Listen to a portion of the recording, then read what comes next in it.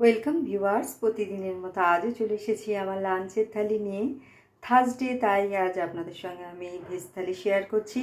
থালিতে আমি নিয়েছি সাদা ভাত, নিয়েছি এক টুকরো লেবু, আর নিয়েছি শসা ও বিট স্যালাড হিসেবে। প্রথম পাতে খাওয়ার জন্য নিয়েছি আলু ও ঢ্যাঁড়স চচ্চড়ি। প্রথমে তেলে কালো জিরে ফোড়ন দিয়ে, শুকনো লঙ্কা ফোড়ন দিয়ে, ওর মধ্যে চৌকো টুকরো করে কাটা আলু দিয়ে, নুন হলুদ দিয়ে একটু ভাজা ভাজা করে ওর মধ্যে টুকরো করে কেটে রাখা ঢ্যাঁড়স দিয়ে, নুন হলুদ সামান্য মিষ্টি ও পোস্ত দিয়ে আমি এটা তৈরি করেছি।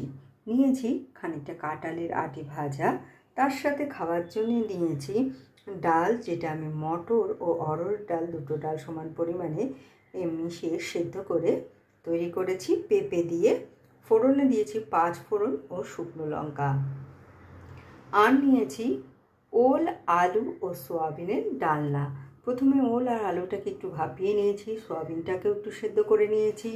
কড়াইয়ে তেল দিয়ে প্রথমে সোয়াবিনটাকে ভেজে তুলে নিয়ে ওই তেলের মধ্যে আলু আর ওলটাকে ভেজে তুলে নিয়েছি। এবার কড়াইয়ে আরেকটু তেল দিয়ে তেজপাতা, জিরে, শুকনো লঙ্কা ফোড়ন দিয়ে ওর মধ্যে টমেটো বাটা কষে আদা, জিরে, ধনে, লঙ্কা বাটা দিয়ে আমি এটা তৈরি করেছি। নামানোর সময় দিয়েছি ঘি ও একটু গরম মশলার গুঁড়ো, আর শেষ পাতে খাওয়ার জন্য নিয়েছি টক দই।